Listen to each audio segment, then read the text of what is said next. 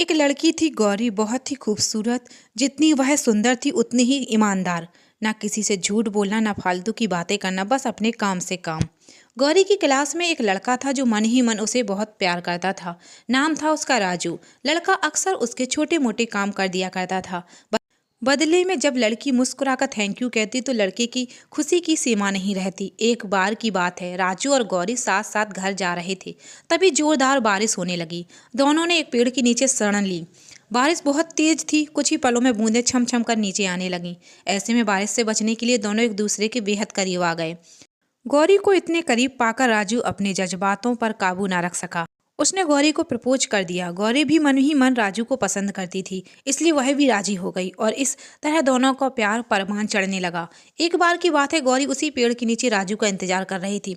राजू बहुत देर से आया। उसे देखकर गौरी नाराज होती हुई बोली, तुम इतनी देर से क्यों आए? मेरी तो जान ही निकल गई थी।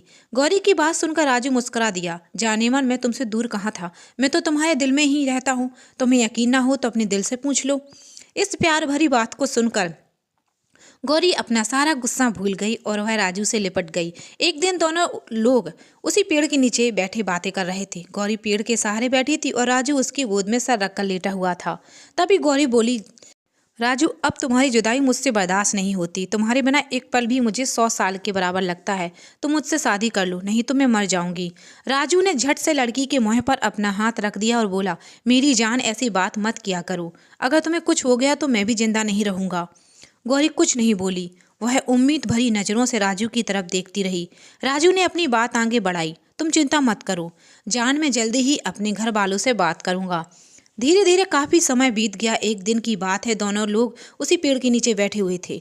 उस दिन राजू का चेहरा उतरा हुआ था।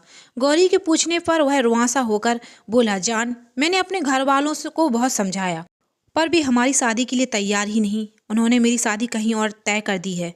यह सुनकर गौरी का कलेजा फट पड़ा। उसका मन हुआ कि वह जोर जोर से रोए, लेकिन उसने अपने जज्बात पर काबू पा लिया और बोली, जानू, मैं तुमसे सच्चा प्यार किया है। मैं तुम्हें कभी भूल नहीं सकती।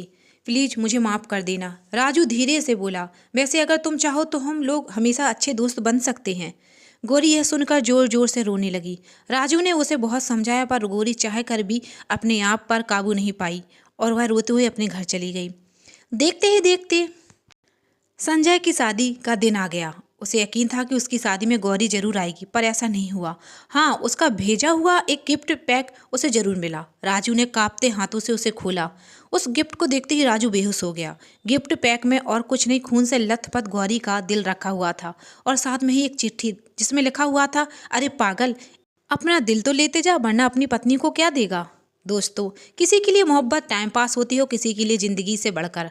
इसलिए अगर किसी से मोहब्बत करना है तो उसे दाउम्र निभाना, वरना क्या पता आपका हाल भी राजू जैसा हो जाए, जो उस दिन के बाद ना जी सका ना मर सका। उसकी सारी ज़िंदगी पछतावे की एक दर्द भरी दास्तां बन गई।